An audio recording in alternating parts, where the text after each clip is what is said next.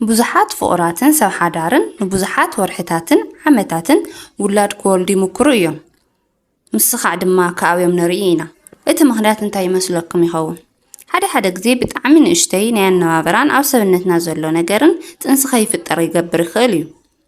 ሎማዓንቲ ጥንሲ ከይፍጠር ካብ ዝገብሩ 5 ነገራት ኢና ክንዘራርብ። ብተወሳኺ ድማ ጥንሲ ንኽፍጠር ዝገብሩ ዓበይቲ ነገራት ወይ ከዓ ጥንሲ ናይ ምጥናስ ዕድሉ ዝውስኹ 5 ነገራት ኢና ክንዘራርብ። ብፍላይ እዛ ቁፅሪ 4 ንብዙሓት ተደንቕ እያ። ስለዚ ክሳዕ መወዳእታ እዚ ቪድዮ ተኸታተሉ። ሰላማት እንኳዕ ናብ ማኣዲ ጥዕና ቻናል ብሰላም መጻኹም። እዚ ቻናል ብዛዕባ ጥዕናኹም ላይፍ ስታይልን ሓቀኛ ታሪኻትን ብምልዓል ንዛተየሉ ቻናል እዩ። ናብዞም 5 ጥንሲ ከይፍጠር ዝገብሩ ነገራት ክንሰግር ከለና ድማ እቲ ሓደ ስሩዕ ዘይኮነ ኦቪሌሽን እዩ። ኦቪሌሽን ማለት ኦቫሪ እንቁላሊሕ ክለቅቕ ከሎ ማለት እዩ። እንድሕር ኦቪሌሽን ብስሩዕ ዘይካየድ ኮይኑ ድማ ጥንሲ ንምፍጣር ከቢድ ይኸውን ማለት እዩ። ሓደ ደቂ ኣንስትዮ ስሩዕ ዘይኮነ ዑደት እዩ ዘለዎን። እዚ ማለት ኦቪሌሽን ወይ ዘንጊዑ እዩ ዝካየድ ወይ ድማ ኦቪሌሽን ከይተኻየደ እውን ይተርፍ እዩ ማለት እዩ። ኮመን ወይ ከዓ ዝተለመዱ ምኽንያታት ናይዚ ድማ ናይ ሆርሞን ምዝባዕ፣ ጭንቀትን ካልኦት ናይ ኦቫሪ ሕማማትን ምጥቃስ ይከኣል እዩ። ስለዚ ኦቪሌሽን ስሩዕ እንተዘይኮይኑ ጥንሲ ናይ ምፍጣር ዕድል እውን ብጣዕሚ ይቕንስ እዩ ማለት እዩ። ካልኣይ ድማ ጭንቀት እዩ።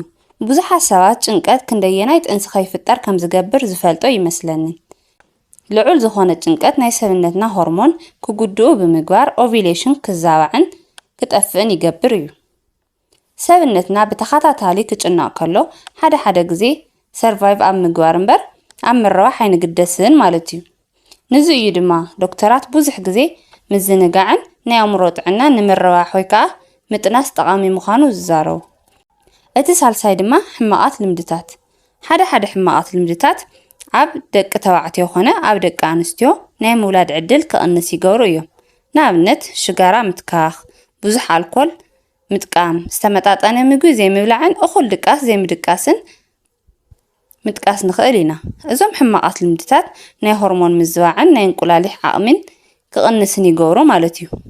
ስለዚ ብዞም ሕማቓት ልምድታት ምኽንያት ጥንሲ ከይፍጠርን ብዙሕ ግዜ ድማ ውላድ ከይንረክብን ይገብሩና ማለት እዩ። ውላድ እንድሕር ትደልዩ ጥንሲ ክፍጠር እውን እንድሕር ትደልዩ ድማ ካብዞም ሕማቓት ልምድታት ምርሓቅ ከድሊ እዩ ማለት እዩ። ጥዕና ዘለዎም ልምድታት ጽቡቕ ናይ ምራሕ ዓቕሚ ክህልወና ይሕግዙ እዮም። ስለዚ ስፖርት ምስራሕ ሰውነትና ይኹን ኣመጋግባናን ንሰውነትና ዝጠቅም ኣመጋግባን ብምጥቃም ናይ ምጥናስ ዕድልና ክንውስኽ ንኽእል ኢና ማለት እዩ። እታ ራብዒቲ ድማ ልዕሊ ዓቐን ክብደት ሰብነትን ካብ ዓቐን ንታሕቲ ክብደት ሰብነትን እዩ።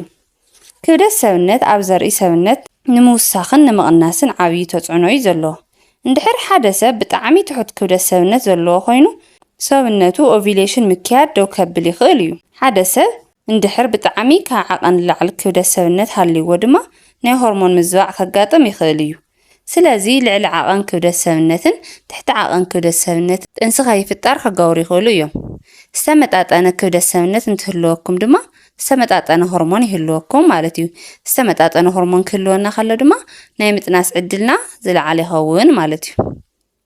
እታ ሓምሻይን ናይ መወዳእታን ድማ ናይ መራባሕ ኣካል ጥዕና ፀገም እዩ። ሓደ ናይ ጥዕና ፀገማት ናይ መራባሕ ኣካላት ፀገም ከስዑ ይኽእሉ እዮም። ንኣብነት ናይ ኦቫሪስን ዩትረስን ዘራኽብ ቱቦ ክዕፆ ከሎ፣ ናይ ሆርሞን ምዝባዕ ኢንዶሜትሪዮሲስ ዝበሃል።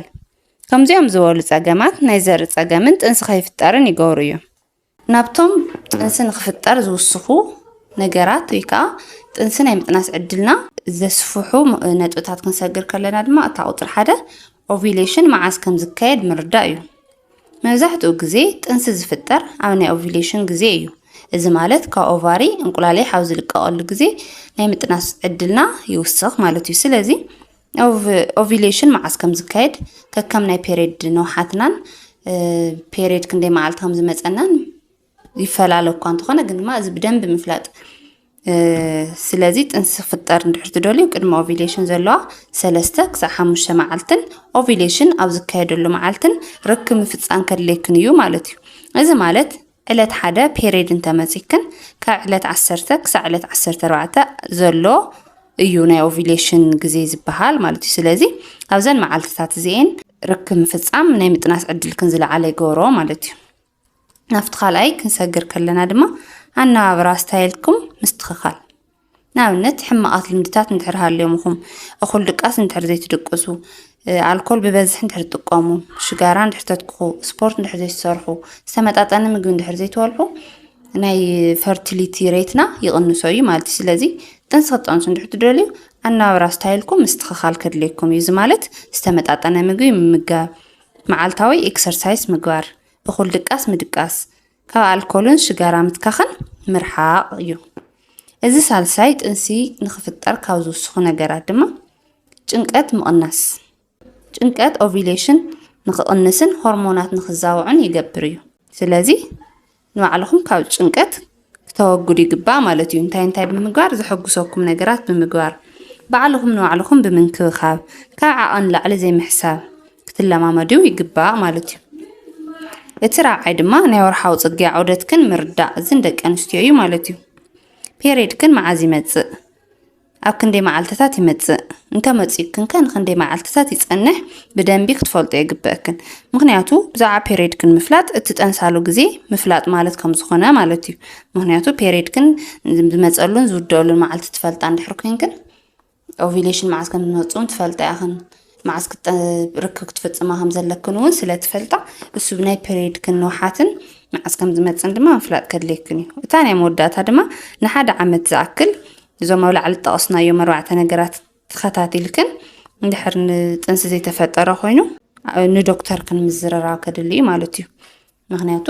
ካሊእ ፀገም ከይህሊ ንዶክተር ክንምዝረራብ የድልየክን ማለት እዩ ጥንሲ ብተፈጥሮ ዝርከብ ነገር እኳ እንተኾነ ግን ድማ ብዝተፈላለዩ ምክንያታት ክፅሎን ናይ ምጥናስ ዕድልና እውን ክቐንስ ይገብሩ እዮም እቲ ዋና ክነስተውዕሎም ዝግባእ ነገር ግን ሰብነትና ክንርድኦን ጥዕናና ምክትታልን ወሳኒ ነገር እዩ ማለት እዩ ብዛዕባ ሰውነትኩምን ጥዕናኹምን ብንቕሓት ምክትታል ድማ ንሂወትኩም ጠቃሚ ስለዝኾነ ቪድዮታትና ምክትታል ከይትርስዑ እዚ ቪድዮ ሓጋዝ እንተነይሩ ላይክ ንቻናልና ድማ ሰብስክራይብ እዚ ቪድዮ ጠቕሞ እዩ እንትብልዎ ሰብ ድማ ሼር ግበርሎም ቀጻሊ ብጣዕሚ ቪድዮ ክሳብ ንራኸ ሰላም